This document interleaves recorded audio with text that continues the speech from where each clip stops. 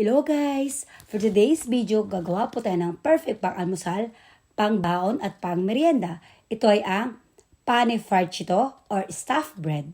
Ang mga ingredients ay sliced bread, 2 eggs, sliced cheese, 1/4 cup milk, cooked ham, breadcrumbs, olive oil, salt to taste at pepper to taste. First guys, paghaluin lang natin ang ating eggs, salt, pepper at ang ating milk. I-mix well lang. Pag na-mix mo na natin guys, pwede na natin ilubog ang ating mga sliced bread at i-arrange sa ating baking pan.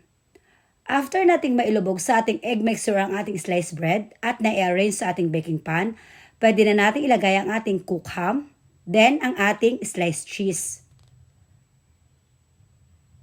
Then, ilagay na rin natin guys ang ating pangalawang slice ng bread na nilubog sa ating egg mixture para magsara o matakpan.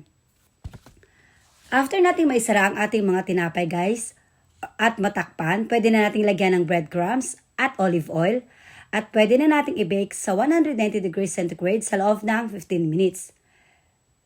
Then, after 15 minutes, wala, ready na ang ating pane farcito or stuffed bread. Madali lang, di ba guys? Try nyo na at matikman yung sariling version at sigurado magugustuhan ng buong pamilya.